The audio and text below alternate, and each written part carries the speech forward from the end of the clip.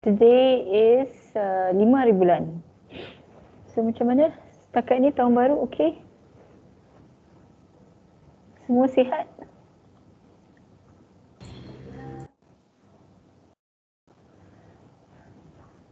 Awak di rumah atau di kampus? College. Oh, di college Tapi klinik online? Hybrid. Ada online dengan dekat klinik. Di college everything okay lah, food semua ada. Ramai orang ke kat college?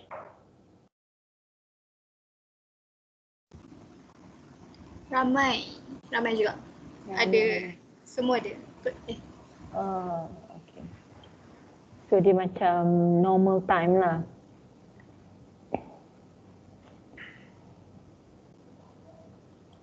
Okay, my apologies. Saya tak perasan sebenarnya hari ni kita ada kelas. Probably because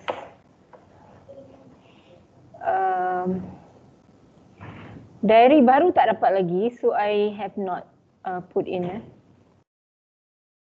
But today we are going to, let's see, we're going to,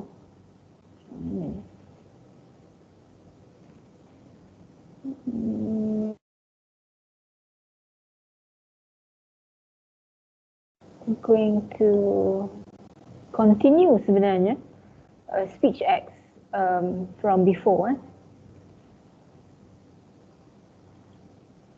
We stopped here the last time. Oh, kena start baru ke?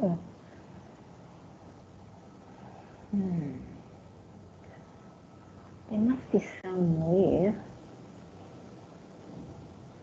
Because it's at the very end. Let's see, show end. Kalau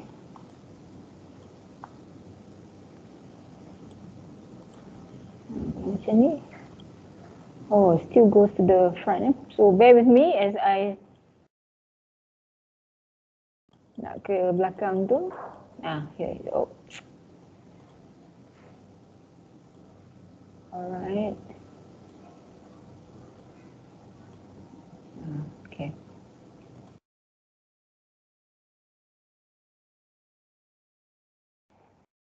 One of the ways that we can analyze speech acts is by the use of the tool speaking.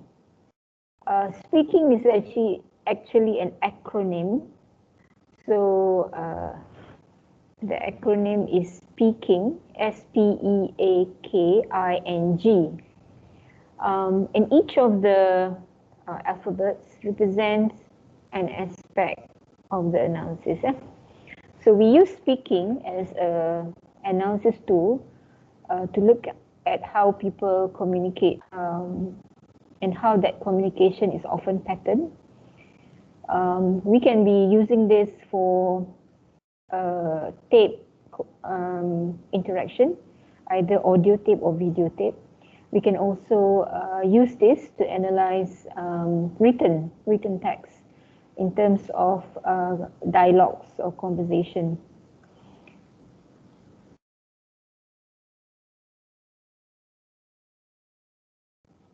From the first letter to the end. So S in speaking, S is the first letter and it indicates designates situation, which basically refers to the scene and the setting. So this is where the activities are taking place and the overall scene in which they are a part of.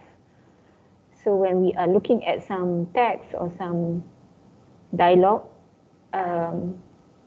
conversation, we want to identify what is the situation, where is it taking place, what's the setting,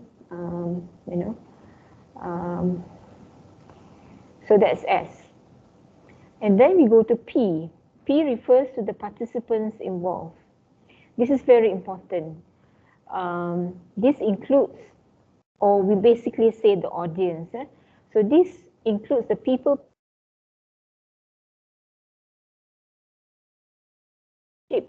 that they have with other participants. When we look at who is talking, the speaker to the hearer, and their role, their relationship with each other, then it will contribute to the kinds of language that's being used,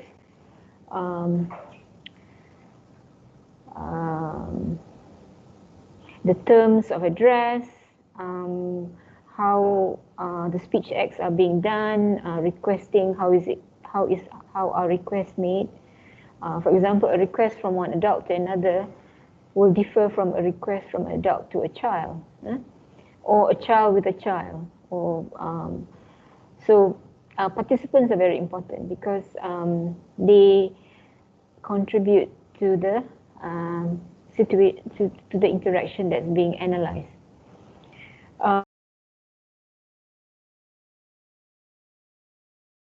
Communication, meaning what's the purpose? What's the purpose of the communication?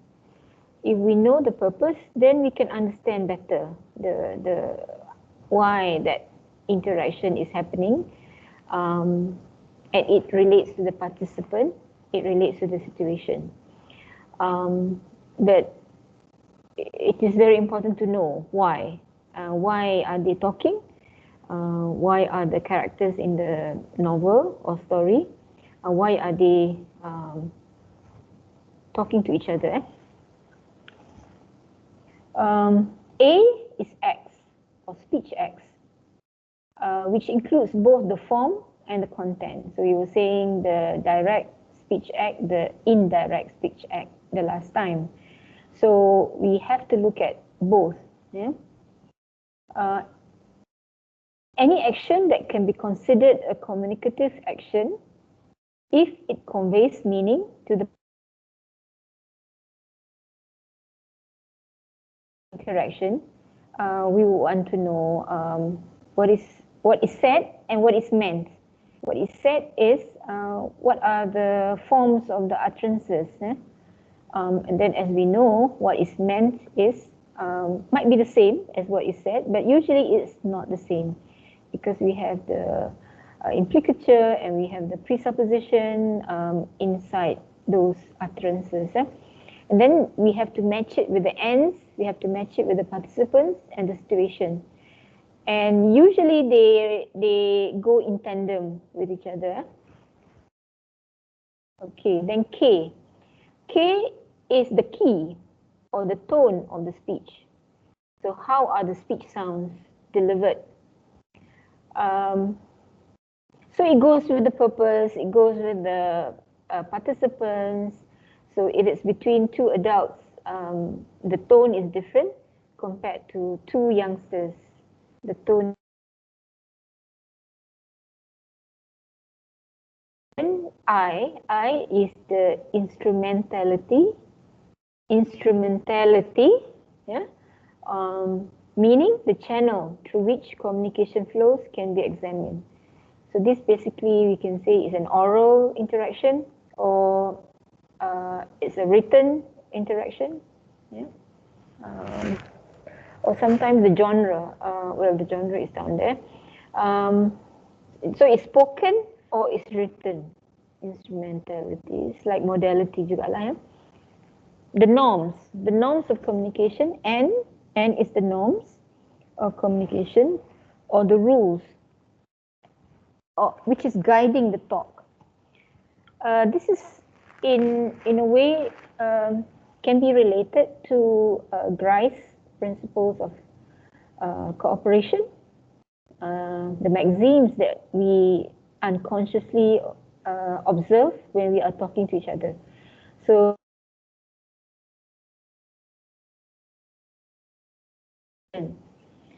if you're asking for something, requesting, then there are the norms of requesting.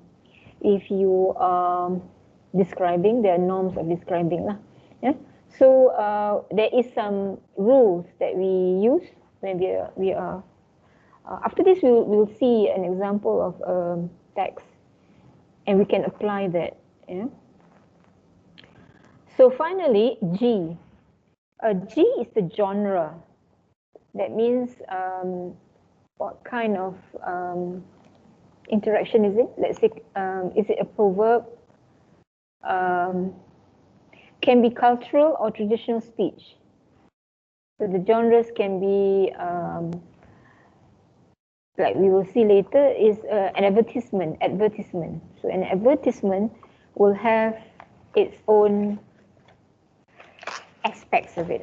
Will have its own aspects of it. Okay.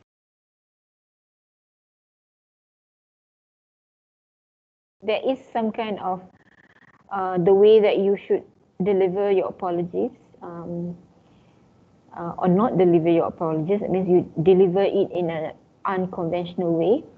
The same goes for prayers. There are certain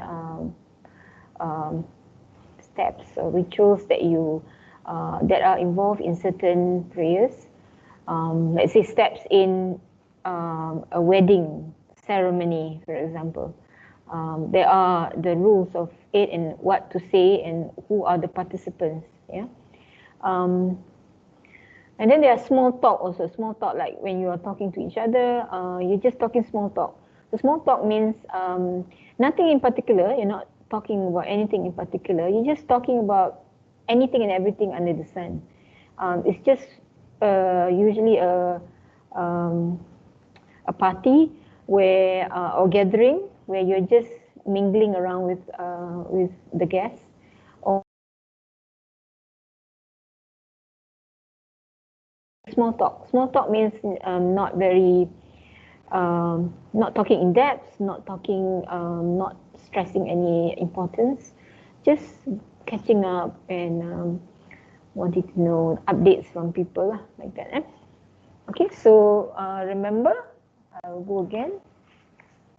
We say, so we say S is the situation, P is the participants, who's speaking and who's the addressee, who's the person, the hearer. And then we have E is the ends. And then we have A, speech acts, what speech acts are being performed. And then K is the key is the tone. Yeah? And then I is the instrument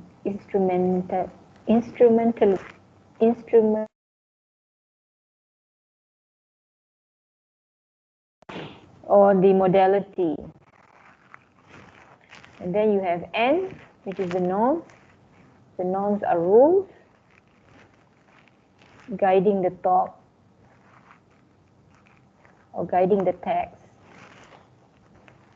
And the norms will actually, the meaning will be couched using norms. Maknanya tata cara berbicara tu, dia akan merangkumi maksud perbualan itulah, atau penulisan itu. And then you have problem talk. Problem talk is you're addressing a certain issue and you are putting forth the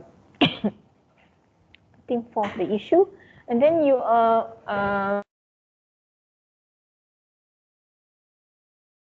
problems. So what's the problem? Which aspect is problematic? So you'll be talking about, and the purpose of it is to solve the problem. Yeah, so it's an in-depth, deep discussion of a certain issue lah, compared to small talk. So imagine if small talk also have their rules, so is problem talk. Okay, so now I'm going to show you a Word doc. Second.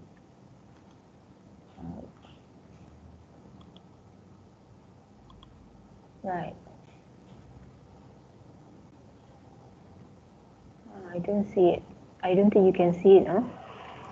Let me go back. Can you see it? I guess you can. Can you see it? Yes, doctor. Yes, doctor.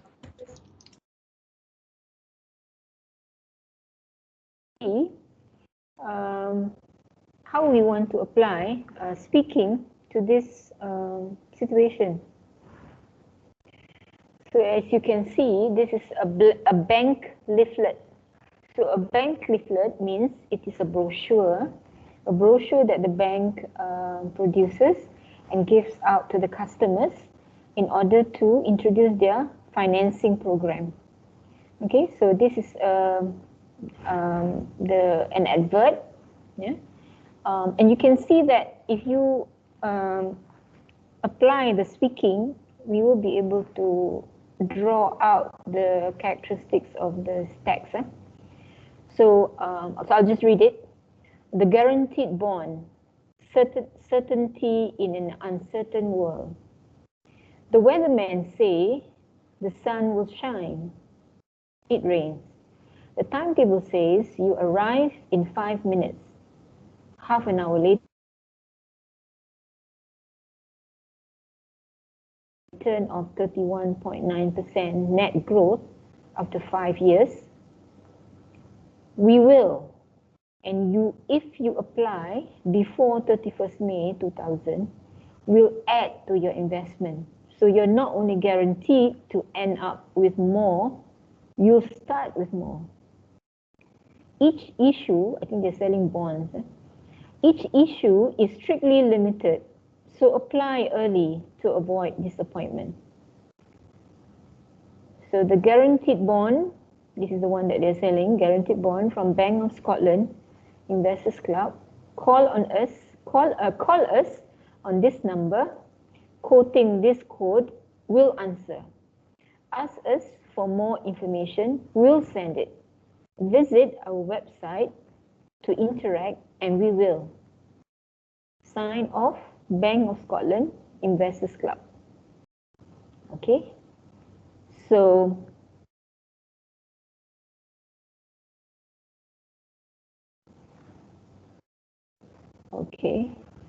so if we apply speaking, S will be the situation. So what's the situation? The situation is a brochure about a bond, a financing program by the Bank of Scotland. So it is a promotion. It is a document which promotes the financing program. Okay. So you know that if it's a promotion, it is an advert. So when you have adverts, you're actually selling something. So this is an advert, so you're evidently it is selling something. And then promotion means you want to tell people about the financing program.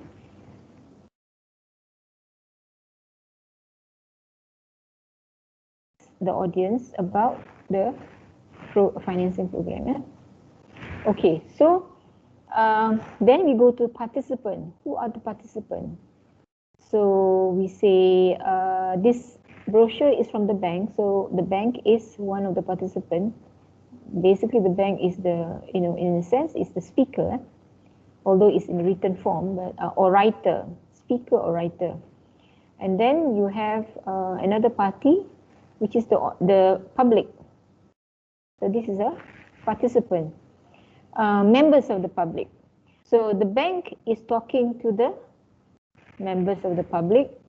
Members of the public could be general public, can be investors, can be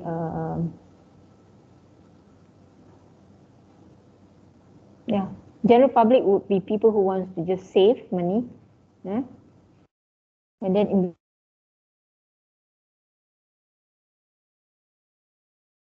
they want to put their extra money into another financing program, which will bring them more money, hopefully. Yeah. So basically that lah, participants. And then the end. The end is the purpose, right? So we will state that the purpose of this brochure is to inform the audience about the financing program.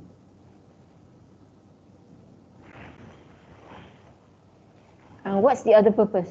Can anyone think of another purpose? Anyone?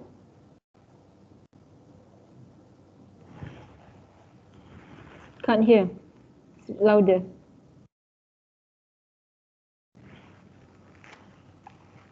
Oh, see. Right. Can you start from the beginning? Yes, please proceed.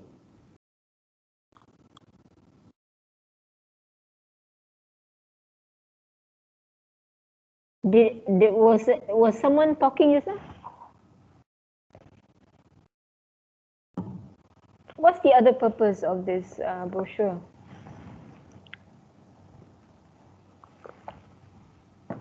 Definitely number one is to inform the audience about the financing program, the guaranteed bond. What's the other purpose?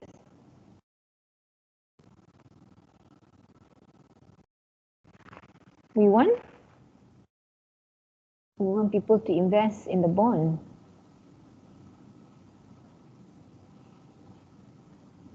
To persuade, doctor?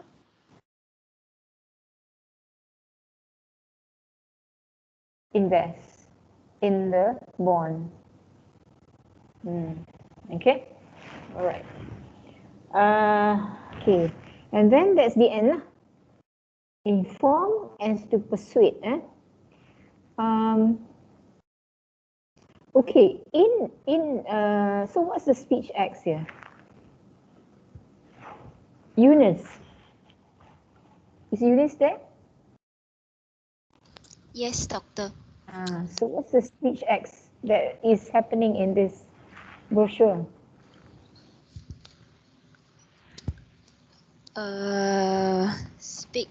Speech act.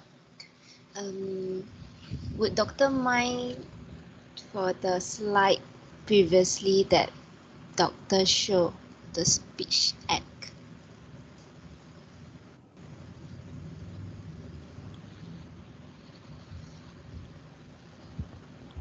So I have not up.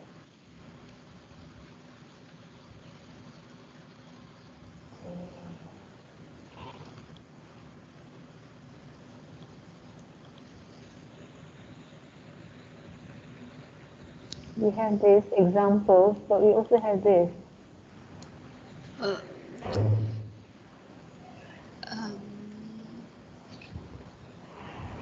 Yeah, we can use this categories of speech act. Can you see, Eunice? Yes, could see. It's more like an informative program.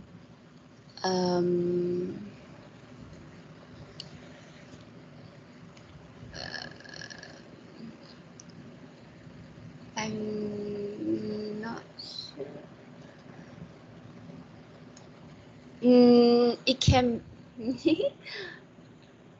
can it be more on the offering and also informative kind of a speech act, that offering the public there's this program for them to participate, to invest in.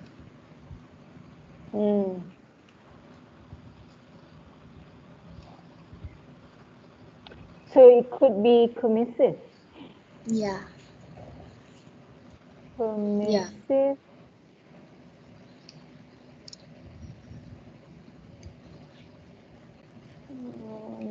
What about? Okay. Okay. If we look at this, these three types of speech acts, can Eunice? Which Yes. would be suitable for the brochure?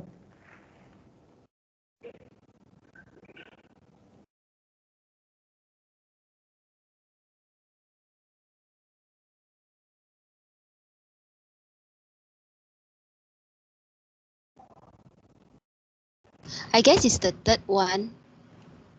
Third. Collocutionary act to persuade people on investing. Okay. Yeah, because it's not much of a linguistic, the act of uttering like a grammatical, but to inform people about this event. I guess the elocutionary, the second one, the elocutionary one, this one can be what we say as commissive, even sometimes declarative, also representative. Commit the speaker to the truth, because when the speaker is, we voice of his own, right? So we Yes. imagine that there is a voice to this, and the speaker or the writer of this brochure assume that whatever he is writing is truthful. Yeah. So yeah. So, doctor, we Okay. can include with several speech act on this, like for the for the So yeah, speech. yeah, because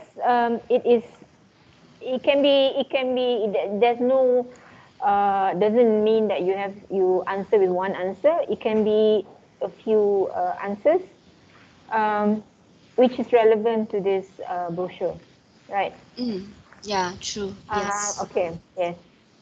And then we talk about the direct and indirect. Let me have someone else.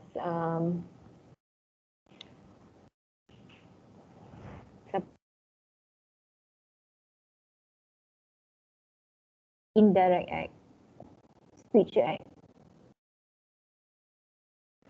Let's see. So you look at the sentences. What is the direct and what's the indirect?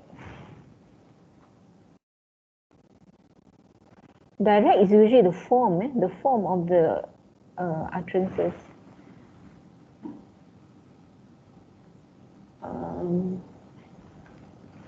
Siapa tak ingat nama? Bella. Is Bella around?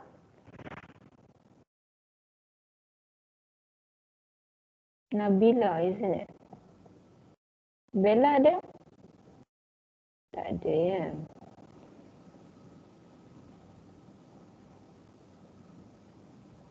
Apa ya?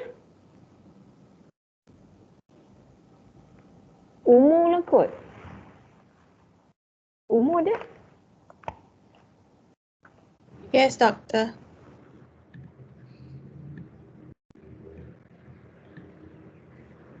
You're asking for direct and versus indirect, is it?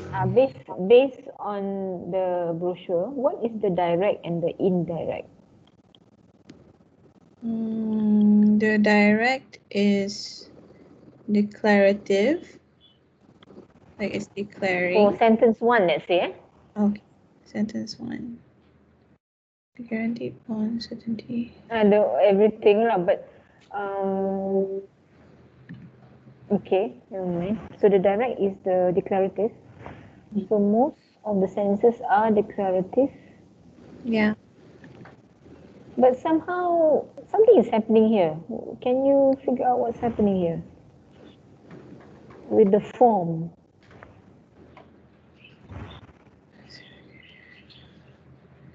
It's also like reassuring in a way. Like when it says when we say we'll give it to you, we will. Like reassuring. A conversational. It is written. It is a written text, but it is like the writer is conversing with you. Yeah. So the weathermen say the sun will shine, it rains. So trying to get you closer to the message. Yeah. Oh. What else?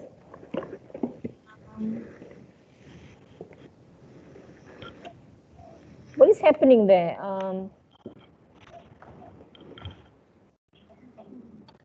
You're asking for the weatherman punya sentence? Any of, including the weatherman.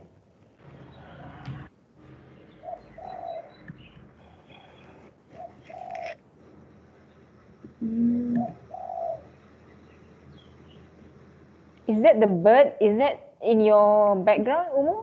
Yes. I'm near my window, so there's the bird chirping outside. Sorry. Then it says the timetable says you arrive in 5 minutes.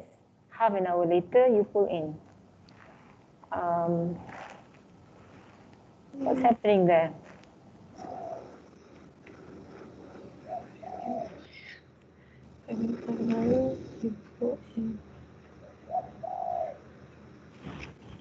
So it means that it says that you arrive in 5 minutes, but you arrive half an hour later. So meaning you want you Timetable ni maksudnya the train timetable or the bus timetable. It's a public transport lah. So the timetable means this the is traveling schedule. trusting kind of thing. Like it's the weatherman says it will shine, but then it rains. The timetable set, so it's kind of like like I said earlier, it's a reassuring thing. Like others may be false, but we are telling you that we are the real deal. Something like that. How is that connected to the second sentence? The second sentence in the first line. Certainty in an uncertain world. So they're saying, come with us. We'll give you. We are very certain of our service in a world where not many things can go as planned for you. Yes. So I would think that second part of the first line is sort of like a topic sentence of the paragraph. So we live in an uncertain world. We know that nothing.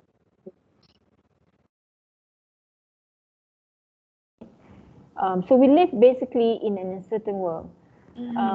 So they start off with a guaranteed bond. They're selling this bond and it's virtually guaranteed. So already that first phase is like a noun phrase, but the adjective, they chose the right adjective to use. And then they say certainty in uncertain world. And then they talk about all the uncertainties and they juxtapose. They put side by side what is uncertain With what they miss. happens or what we can do for you, can? Yeah. So there is this play of language in terms of putting together the what is being said and what happens. What is being said is what happens. Yes. But when we say the 5 years, we will. So we will tu macam imagine them speaking to you in a very affirmative way. Yeah. Okay? Yes. So this is the language. So the speech acts is, the form is declarative, but the indirect act, what are they doing? As you're saying, they were you were saying they were reassuring lah, Yeah. kan? So they were reassuring the speaker, the hearer, or the audience about the bond that they are promising. Yeah. Okay. Yeah. Okay. All right. Thanks, Umu. Okay. Now that's the speech act. And then we have the key. The key is also like basically similar to what we've said in the speech act, but the key is more. What's the tone here? The tone here is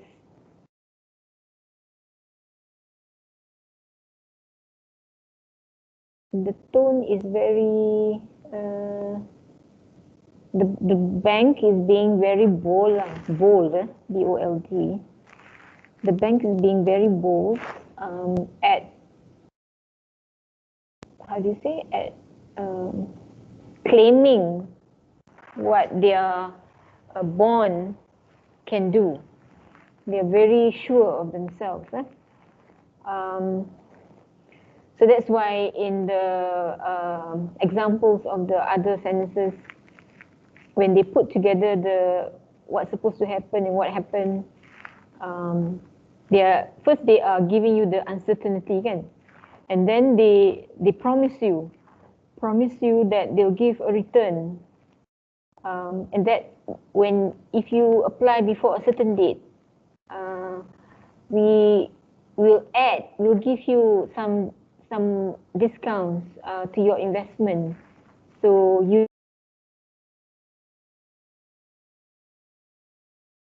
start with more. That means if you have $100, with all the promotion that they have, you can start with 110, let's say. And then when you invest, maybe you get $30 of profit, let's say. So you end up with more. Okay, so that's and the key is like that because it relates to the end. When you want to sell something, you notice that when people want to sell you something, they get very fast paced. They never talk in very slow. They always talk very fast. I think there's a psychological effect to that you are impressing on the hearer that what you others feel overwhelmed. You want to make others feel overwhelmed, eh? Yeah. So that they cannot think clearly. Yes. So they just react like they feel macam, like for me, oftentimes when people approach just to like sell their products or like sell, the real estate stuff, I'd feel very overwhelmed and pushed. So maybe some people might just respond without thinking further. Like they don't have time to process things and to pull you in basically. So that you will say more of yes than no, huh? Yeah. Okay. Okay, so that's the tone. The tone of selling, of promoting something. So as Umu said, that if you meet someone who is trying to push some product to you, they will be using this tone, this key. So that I agree. I think that you feel overwhelmed, and then you sort of like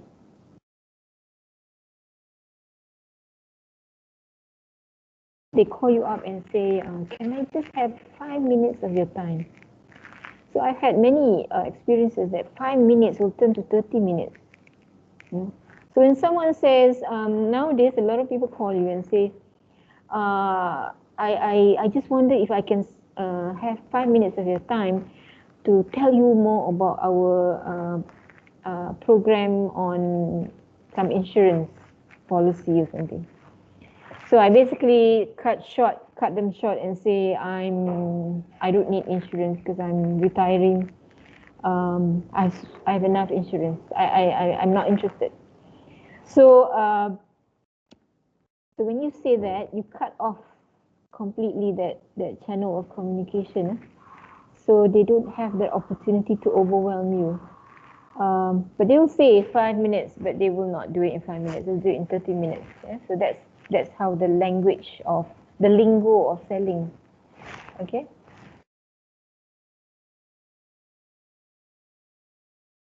Promoting, of pushing some product.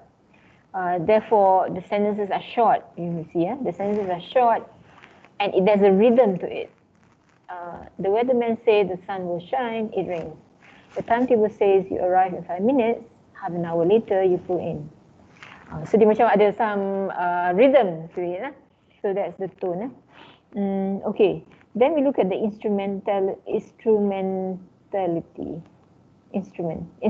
modality. So the modality here is written. It's in the written form, but a slightly interesting way of writing. So the person who writes this is a very experienced writer who has been writing adverts for quite some time, because even just reading it, you can feel already the action coming in, no? And so trying to analyze this advert according to the parts, and eventually you'll be able to talk about what is the person doing in this, the writer is doing in this advert. And then the norms, the rules for this advert, I think it goes with the norms for advertisement. Okay? So the norms for advertisement is the purpose, as we say just now, inform, persuade. Yeah? So inform, persuade. So what is the rule of informing and persuading? Okay, and the advert is following that genre of persuading, but not really persuading. They're actually pressuring, in fact. Yeah? Pressuring. Okay.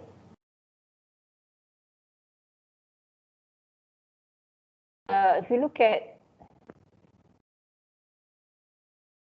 so we can talk about, we can take this advert and we can rewrite the whole thing into a prose, prose, which is a formal written style, in complete sentences, but retaining the meaning. So when you want to do that, you basically need to know the meaning of the message that's being conveyed by the brochure, and then you say it. Yeah?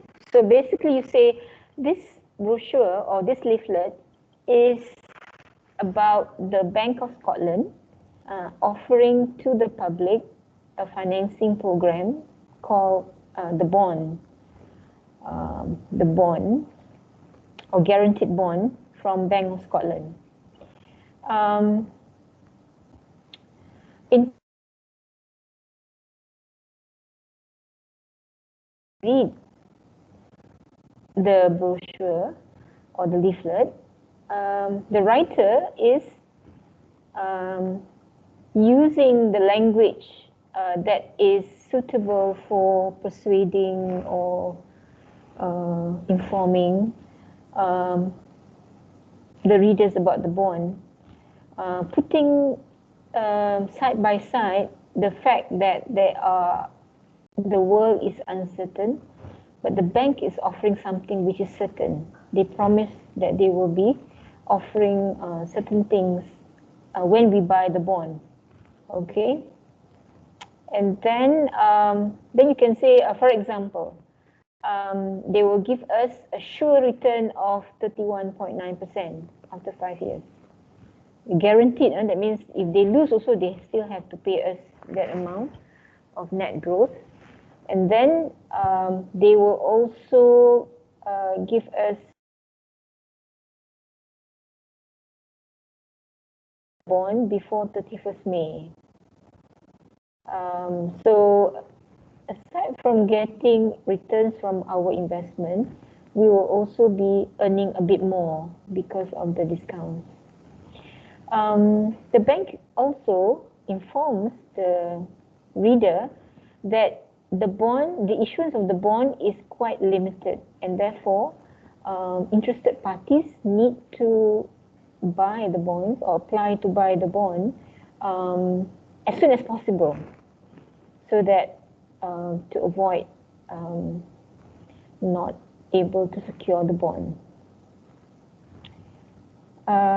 So where do you get the information? We can call the Bank of Scotland Investors Club and just giving maybe it's a voice there. So quoting the code club 0043A. For sure there will be someone for more information, which they will send, or we can also visit the website to chat or to interact with the bank. So you can imagine what I've said just now. It's so boring, isn't it? Like, so when you rewrite the 1 to 6 in a formal style with retaining the meaning, it becomes something else. It becomes like a very boring description of something compared to what you are reading right now of the brochure. Okay, then we can actually talk about the language used in the leaflet is similar to language used in conversation. So how is grammar? Grammar is syntax, morphology used in the above leaflet. Comment on the language used in the leaflet. State whether it is appropriate and effective.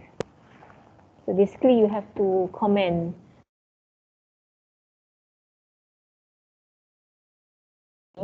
on the words that they use. And then so you're going to talk about the what we have said just now, again. So actually what you have analyzed according to speaking is now being used to answer this question. All right. So comment on the language. So you say basically they mainly use declarative sentences. Yeah.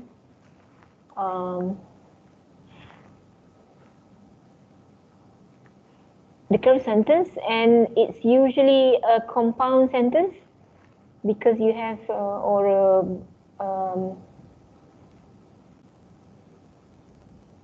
basically the sentence can be, if the weatherman say the sun will shine, it rains. If then, let's say the timetable says you arrive, but you pull in late. Okay, so so you can say that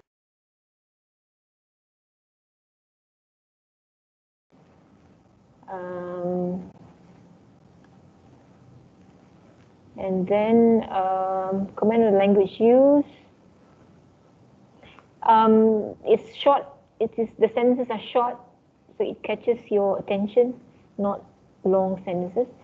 Even when it's a compound sentence, it is divided by the comma, so it ends up being two simple sentences, for example.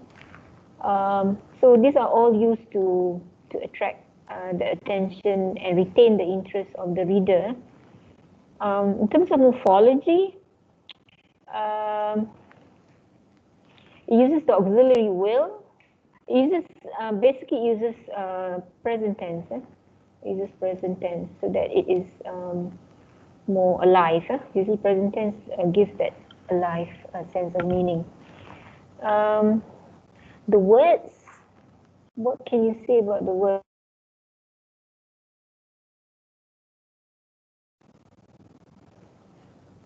It uses affirmative. We will.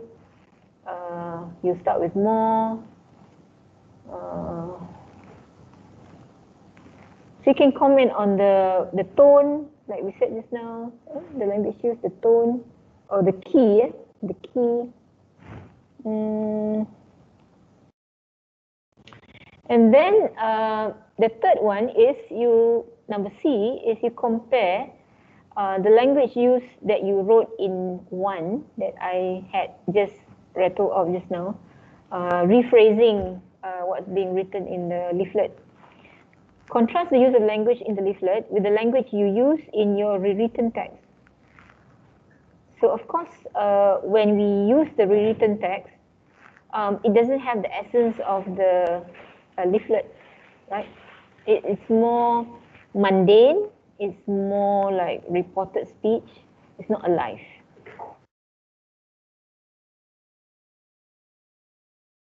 It is a different kind of text. Okay? So that's how you actually apply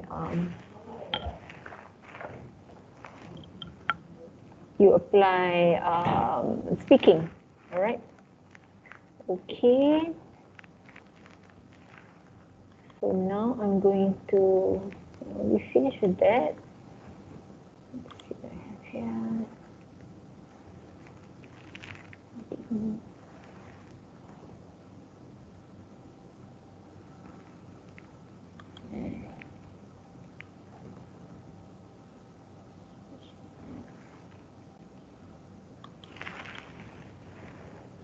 Go to Discourse. Need to open. No, I need to go. Okay, open. Why can't we open like that?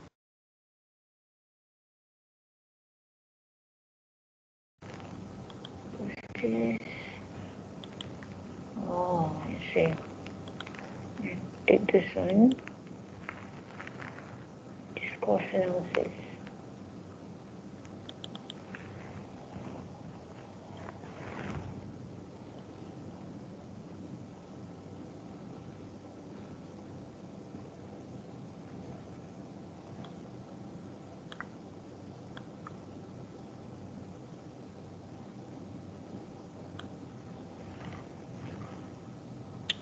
Can you see this?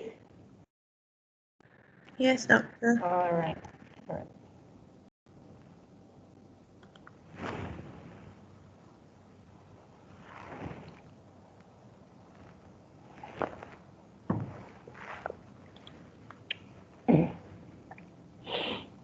So discourse analysis is a study of language in use in context.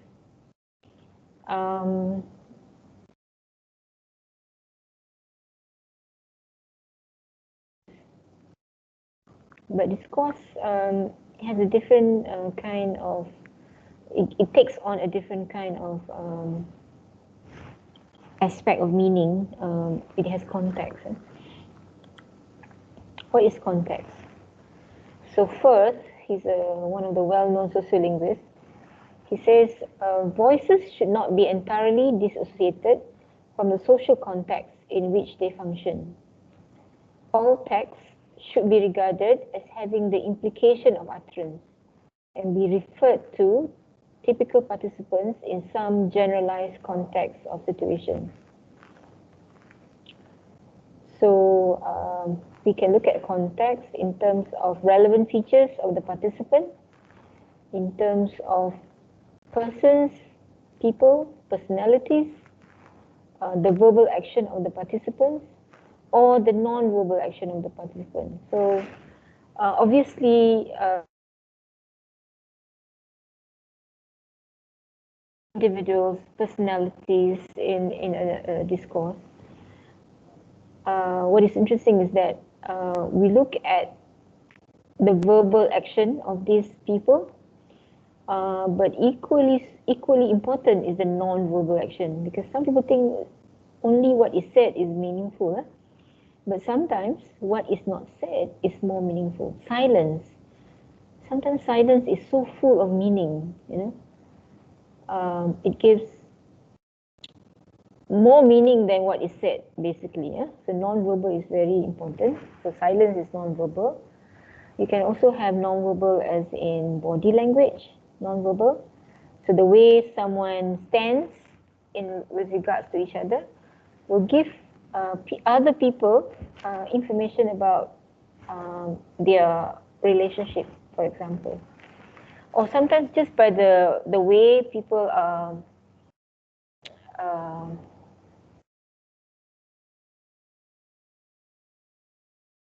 you know the person is happy or the person is angry.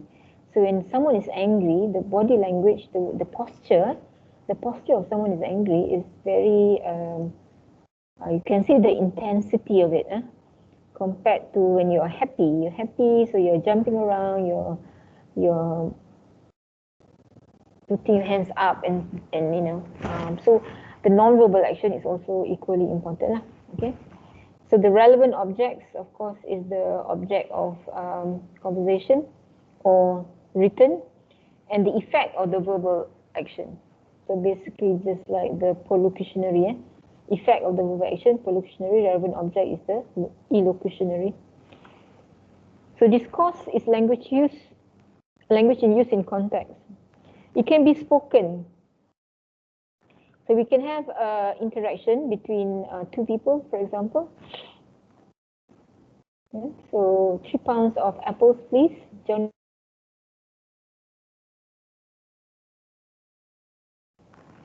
So from this spoken interaction, obviously B is a seller. So B is trying to make a joke here. So Macintosh is of course the Apple computer, laptop. Jonathan is maybe a type of Apple. So he's making fun, and then the A is actually emphasizing, no, it's Jonathan, 3 pounds that he wants. It can be written.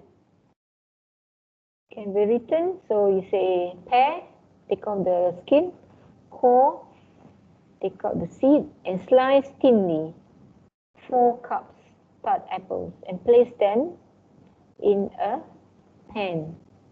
So this is obviously the language of recipes. So this is written according to the language of recipes, and you can actually do a of the recipes and come up with some analysis of the structure and the language and the participants' aspects of speaking in that language of recipe. What's this? This is talking about trees, trees of North America. Southern crabapple, Malus angustifolia. Leaves are elliptical to ovate, 1 to 3 inches long and 0.5 to 2 inches wide. They have 2 margins, a wedge-shaped base, and blunt to pointed apex. So this is the language of probably what? Describing trees. This is the way you describe trees. The leaves. Okay.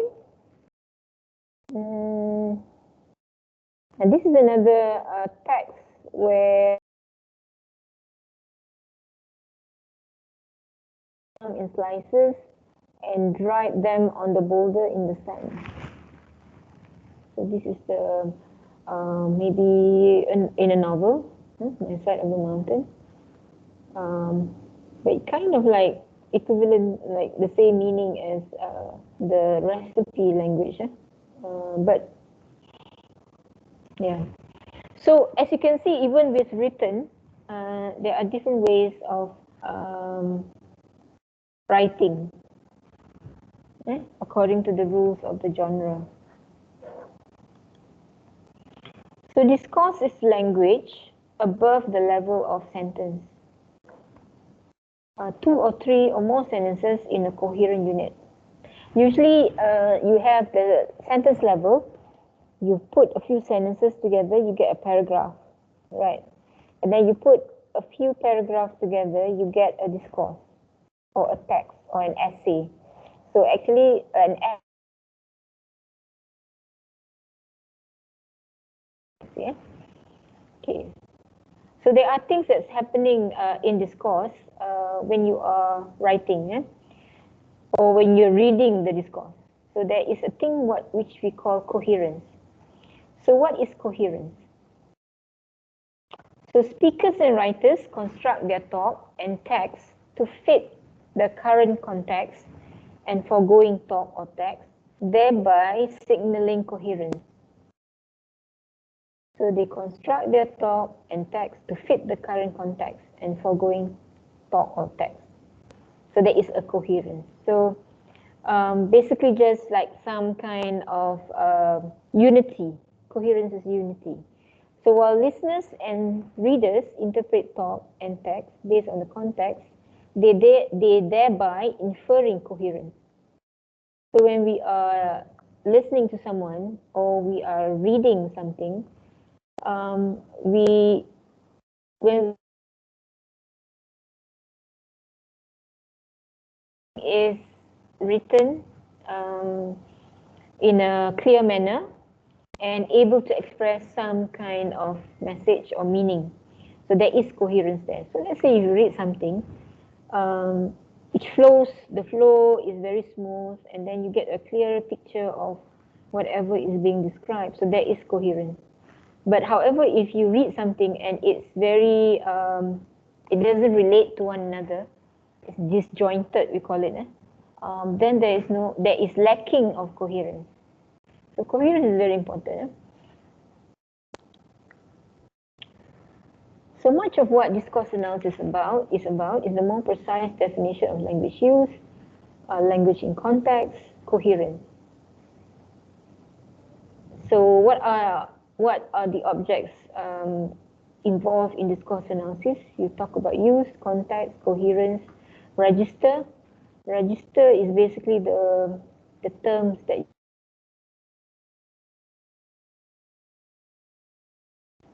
will be the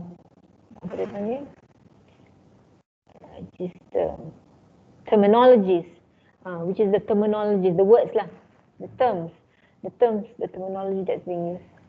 And then the presupposition, obviously, there would be presupposition, meaning presupposed knowledge.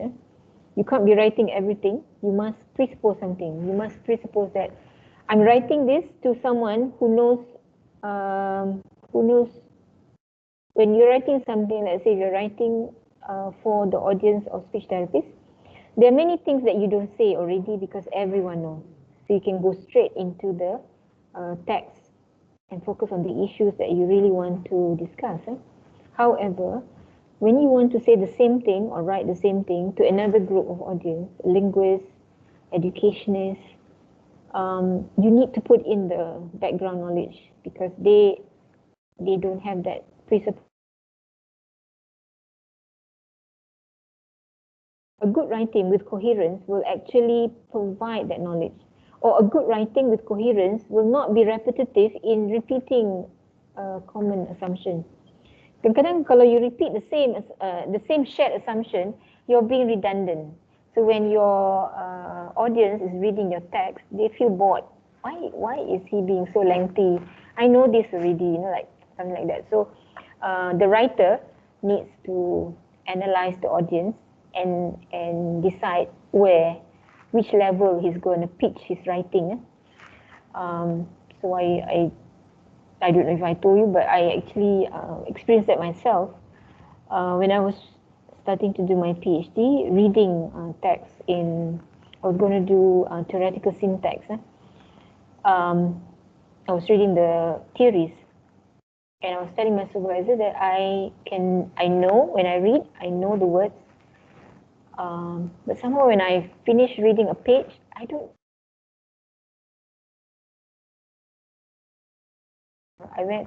was a visiting graduate student in University of California, Santa Cruz.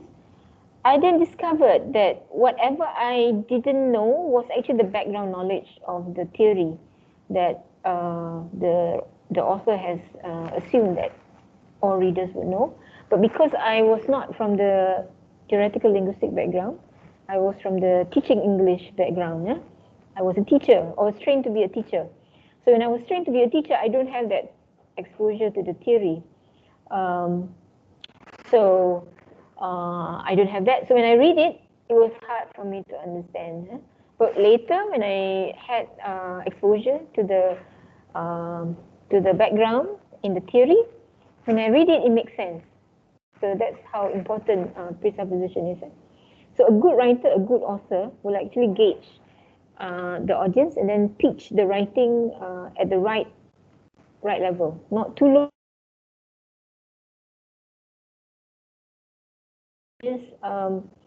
There is a sequence to things, and it flows well. It's not ad hoc, or it's not all over the place. It's sequential, logically ordered. Yeah. All right. Now, why am I saying this? Let's see.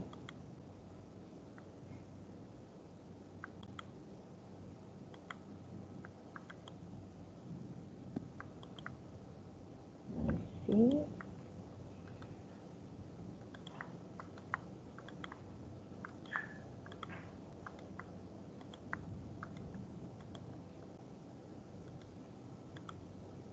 Okay. Okay, behaviorism. It is the theory in language, let's say in linguistics, is the theory before the Chomskyan theory. So right now is the Chomskyan theory. From the 1900s to 1957, I think, it was behaviorist. So behaviorism has its counter, has its partner, twin in psychology. So in psychology, it's called behaviorism. So according to Leonard Bloomfield, who is the founder of the School of Behaviorism, he says language is stimulus and response. So he was talking about the story of Jack and Jill went up the hill, yeah? that rhyme. So he says, so there is a simple stimulus and response. So the stimulus is the apple. The response is the hunger, and therefore the desire for the apple, right? So then he further says, and substitute stimulus, meaning there is the initial S here, and there's the initial R here. Intermediate, there are substitute response and substitute stimulus. So he says the big S stimulus is the apple, and then in between is the verbal act. So probably Jack will say something. So what Jack says is the verbal act. Now Jill is listening to what Jack is saying, right? So that will be the understanding. So when the stimulus is the response is the the stimulus is the verbal act that John says, oh, there's a red big apple on the tree, let's say. And then Jill understands it.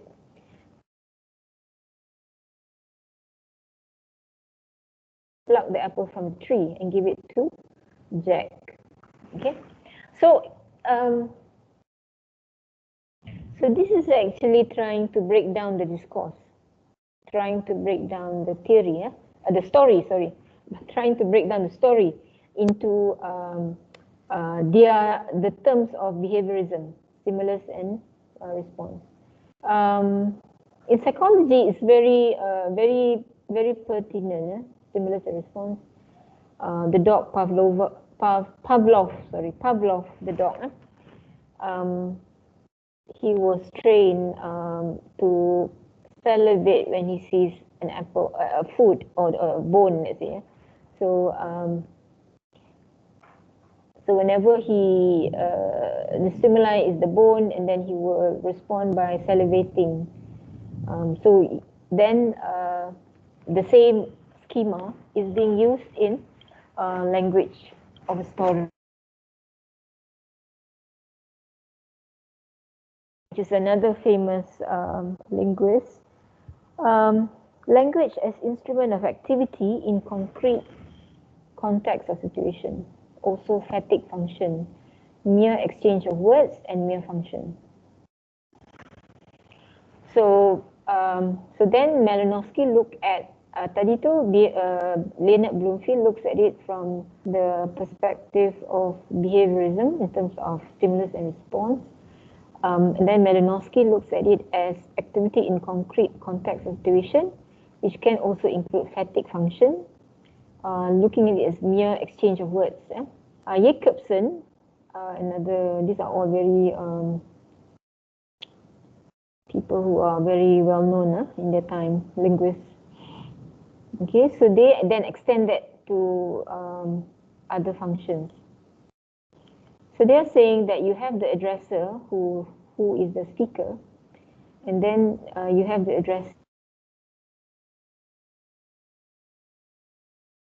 code that the context of message is encapsulated in. So this message will be conveyed to the addressee.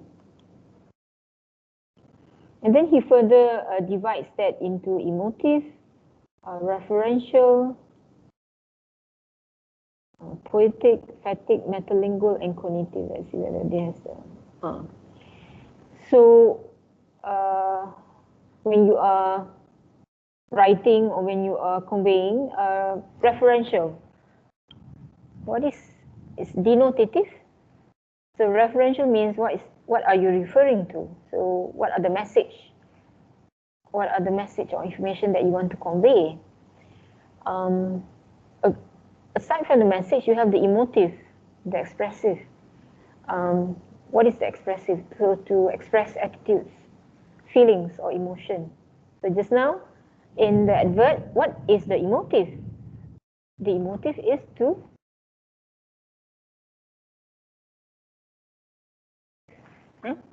emotive there. Cognitive. Cognitive is to persuade and influence others through commands and entreaties. Entreaties ni maknanya agreement lah. So there is a function of cognitive to persuade and influence. Poetic, to indulge in language for its own sake. So it depends. It depends on the genre. You can be very poetic in certain contexts, but in scientific text, for example, you cannot afford. You cannot. It's illegitimate. Illegitimate. Illegitimate. Yes, it's illegitimate to use poetic language. You have to be objective. When you're reporting on your findings of your research, you need to be clear, precise, and objective. Okay. But when you are writing about something, about a story, you can be subjective. You can be poetic. You can use metaphors, for example. Again, fatigue. Fatigue is the establish. You're saying things because you just want to forge relationships, maintain social relations. Metalingual, to clear up difficulties about intention, words, and meanings. So metalingual is basically you use language to talk about language. Use language to talk about language. So you use the word, for example, a word, and then you describe the word, you define the word. So that's metalanguage. Linguistic features associated with configuration of situational features is a register. Register means, as I said just now, terms, words that you use. Words that you use in your writing or your speaking, usually in your writing lah. So words used in a recipe is different from words used in an advertisement, isn't it? Or words used in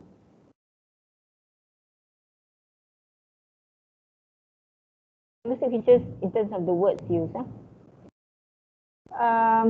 The register, the words used, coupled with the context of culture, determine choices in discourse. So there are three major functional semantic components. One is ideational. Ideation in terms of experiential, reflecting context of culture, expressing ideas about things, or you're talking about something abstract, logical or abstract. That is ideational. So you're reading something in philosophy, for example, thinking about something, the thoughts I read yesterday a posting on theory of the mind, let's say. So this student in speech, she was reflecting on, she was writing actually on LinkedIn.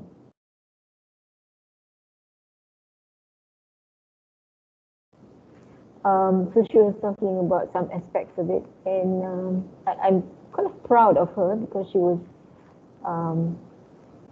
talking about something abstract, complex, in a very simple way. So I think that's very good. It reflects the understanding of the theory lah. Okay, all right. So when you're talking about theories, assumption, framework, so you tend to be logical and abstract. Yeah? Interpersonal. So when you're talking about interpersonal, you tend to be social, expressive, appellative, more interactive, more adjectives, expressive. When it's textual, textual means it's in print, in a text, coherence in text and context. So they should be coherent. So what is meant by coherence? Every clause involves choice in the system of theme, dividing a term. It means subject and predicate. Theme is the subject, rime is the predicate. So when you are writing a sentence, you have the theme and the rime. So the theme is always the subject, and the rime is talking about the subject. And every spoken tone group involves choice and system of information structure, dividing it into new given information and new information. So when you're reading something, there'll be given information. That means the writer is expressing it as we have known, that we have known about the topic. And then the writer will also give new information about the topic. So that makes the writing relevant lah. Yeah? Okay. So there's always, in a text, you can, if you're doing a text analysis, you can actually distinguish between given information and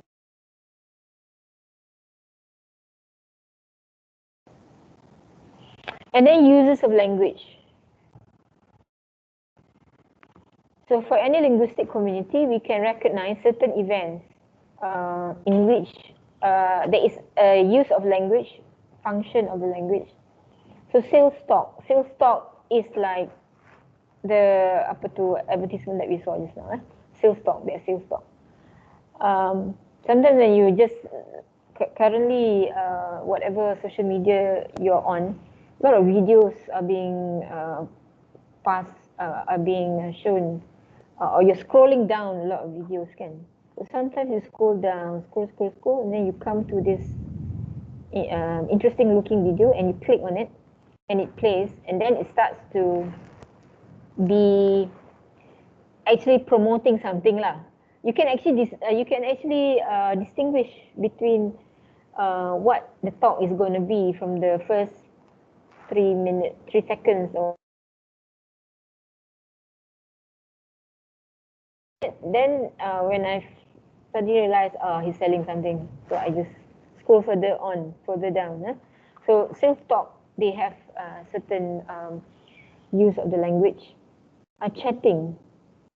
So chatting is also I'm not very good at chatting. I don't like chatting. There was someone that I know who likes to chat. Like she would actually WhatsApp me and say Assalamualaikum, like that. So I'm like, okay, I saw the message coming in. Okay, then I'm waiting for what is next. Never came.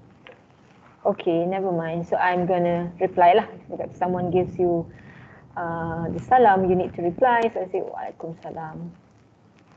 And then she doesn't reply. And then lapse like 20 minutes. Then she says something. I hate that. To me, if you're writing WhatsApp, just say what.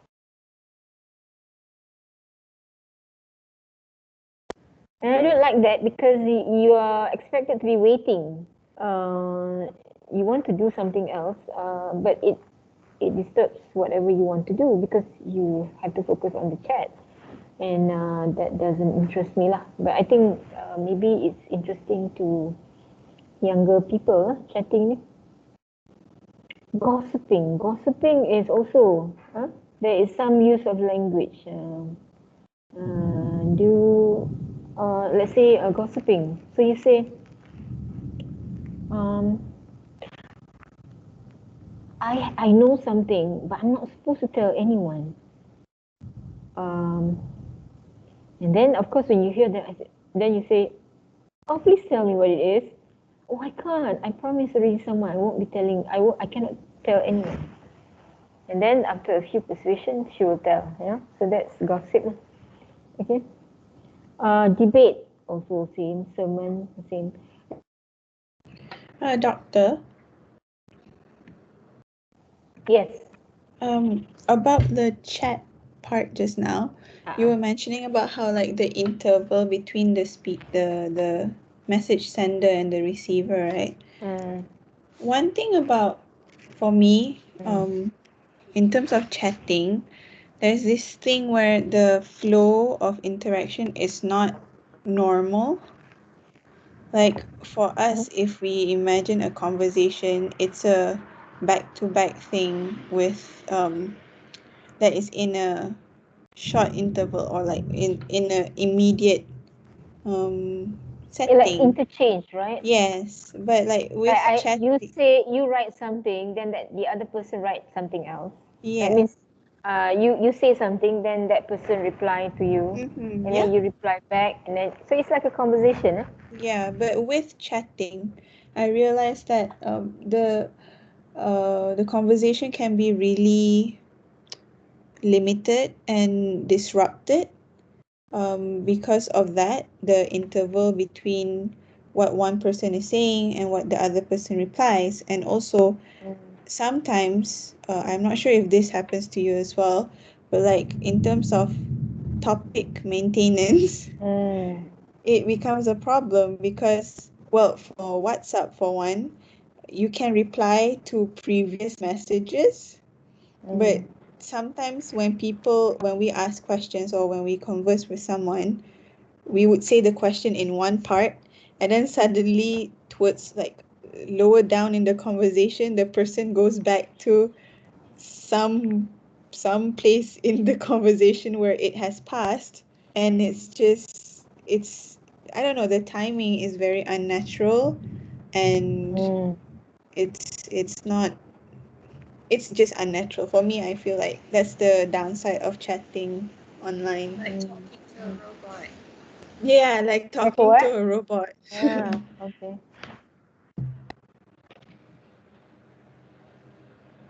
Actually, reply to that particular part of the conversation kan. You slide it, and then so then the person reading it will know that it's in reply to. Yes. But before they did that, I think it was hard. Yes, it was really hard. Yeah. Okay, so so typical written forms also have this kind of as we saw language use. Nanti kita tengok narrative, the structure of narrative of stories. It's also something that has its own structure. So that's why stories are difficult, higher order use of language. Meaning children of a certain age, they cannot tell a story. But children older can tell a story.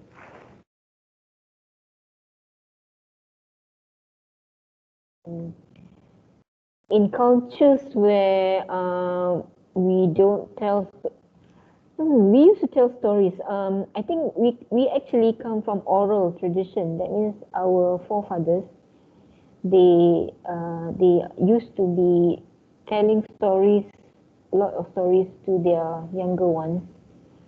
So that's why you call oral tradition. But somehow in the modern society, we we rarely tell stories to our young ones. So when we do studies on children storytelling abilities, we find that our Malaysian children, regardless of race, it's hard for them to tell a story, you know. But compared to a child in the West, for example, they are able to tell more stories.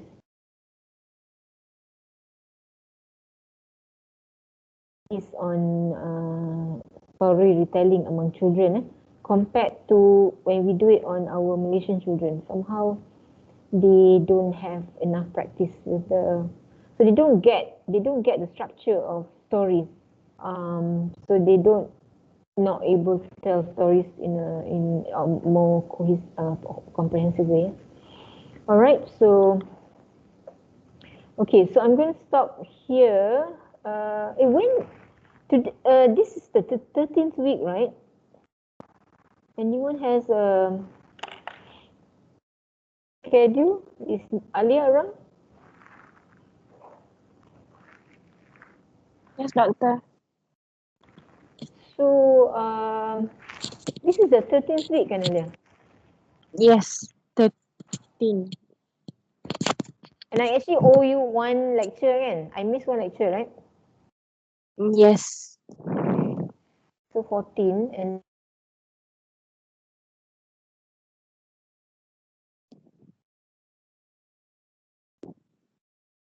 ingat tak? You actually WhatsApp me one time. You said you chose a date.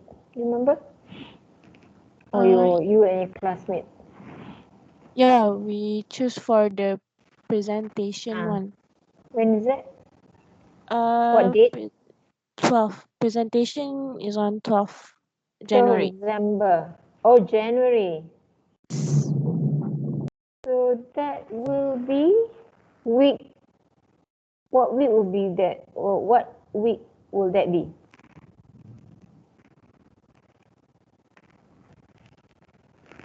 So this is actually 5th.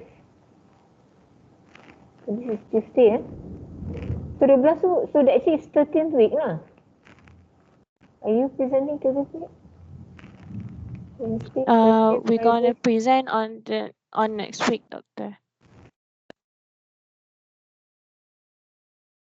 14. Week 14. Oh, week 14. Yes. That will be the time where we have 9 to 1, yeah?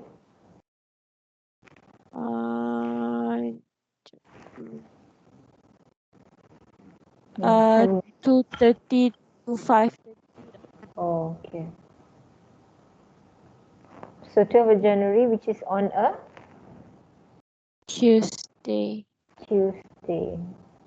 week 14. Week 14, which is next week lah. Yes. Okay. So nanti Alia, we need to talk about the replacement on the 15th lah. 15 January ke, doctor? 15th week. Oh, 15 week. Okay. So nanti you give me a few, you can WhatsApp me a few dates that is a bit, I think towards the end is quite free, isn't it?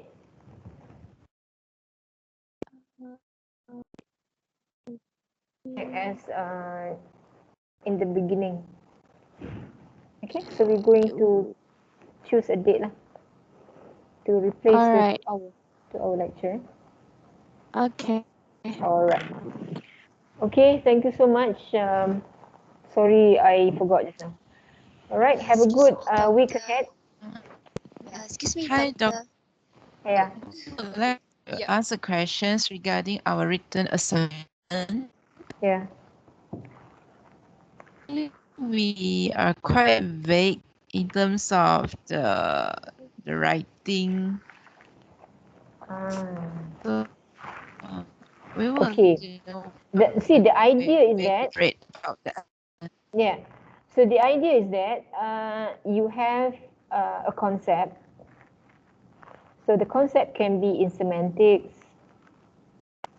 like implicatures, conversational implicature, I think. And then it can be which we have not talked about. So you need, whoever is doing that, you need to read on your own first lah. Maybe storytelling, narrative, maybe, can't remember. So first of all, you have to describe. You have to explain lah. So basically, we want the objective of the assignment is to apply a concept, a particular concept, to apply a particular concept to normal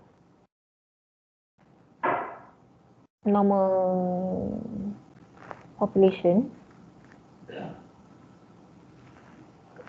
And then the second part is to see how it can be applied to explain people with problems.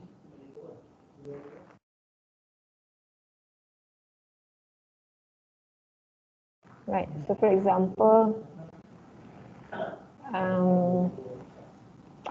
we have so semantics tu implicature. Let's say, so you would have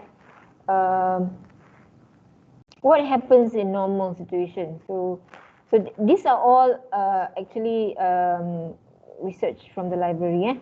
That means you're referring to research journal articles. Can also refer to some textbooks. Okay, so basically you are, I think the aim is to apply a particular concept sebenarnya to abnormal. Tapi in order to talk about abnormal, you have to talk about normal first. Normally, how would people use this? How can this be used in everyday conversation? And then talk about what if someone has a problem.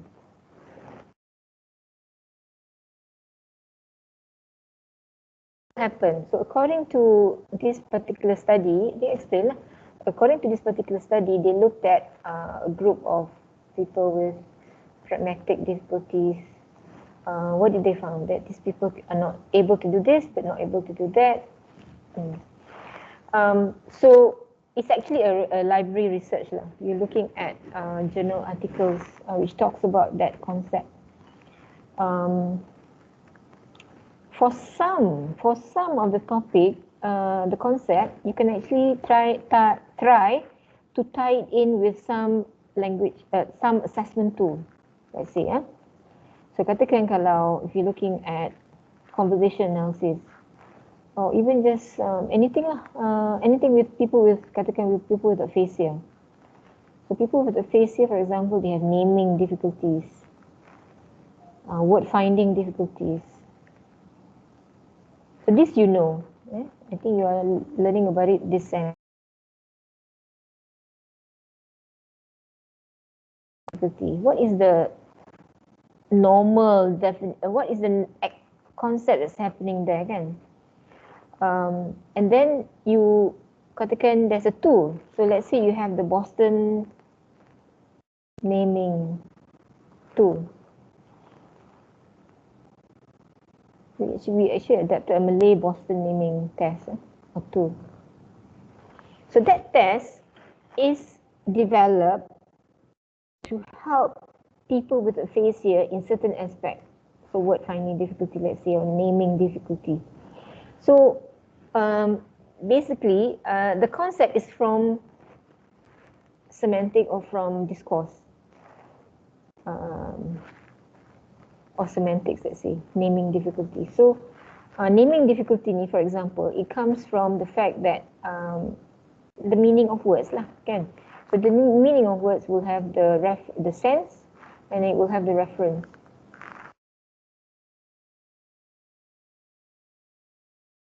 Of Ogden and Richards, in terms of when we normal people, children learn how to name things, yeah. And then we connect that to Boston naming test because Boston naming test is a tool which is meant for helping people to get. They have difficulties, so they have difficulty coming up with the words or thinking of the words. Yeah?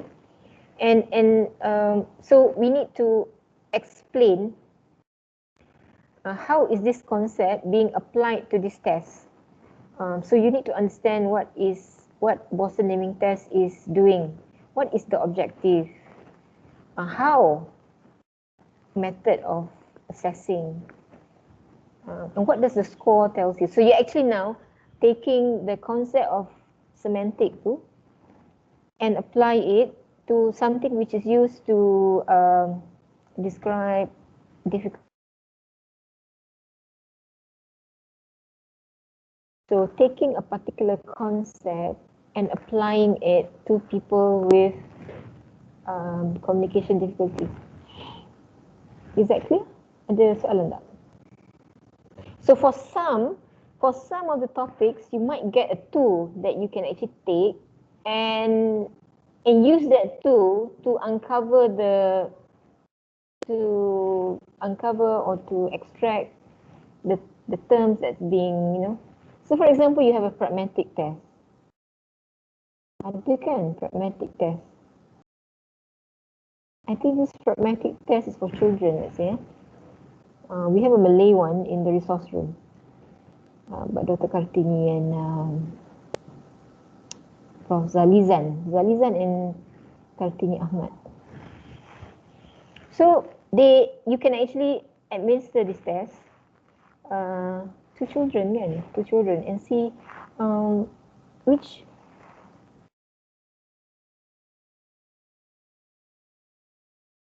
speech act that they can use and which they cannot use. So in this instance, you're looking at developmental pragmatics. So then you have to look at some studies which has looked at developmental pragmatics among some disordered population, let's say autism, let's say. Or any condition that you have used pragmatic test on. So you can actually be explaining the pragmatic test, and when you're explaining about this, you're going to explain about what is pragmatic, what are the aspects of pragmatics, and how is it being used in this test, and look at studies which looked at pragmatics, normal children and abnormal children, so something like that. It's application of something.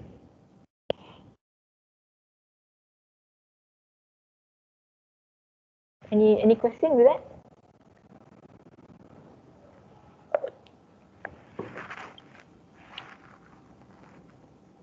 Understand? Yes, doctor. Josie. Yes, doctor. Understand, Yeah. Thanks, something doctor. like that. Yes. I'm clear now. So if let's say your group has something and you're stuck.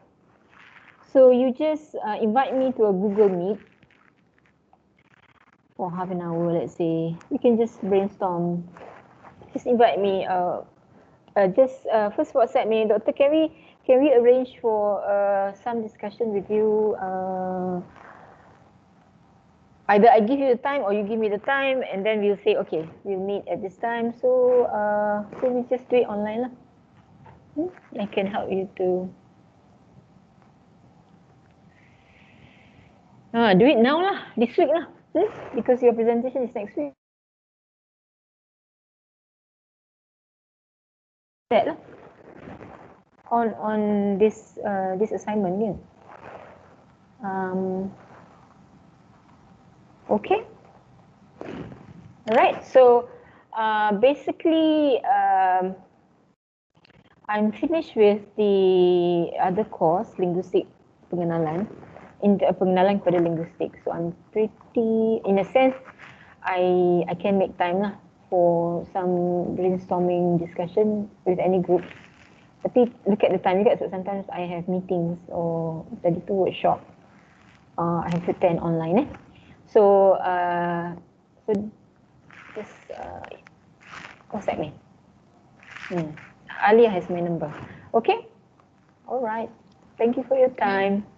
Thanks, Have a good evening. You're welcome. Okay. Thank you, Doctor.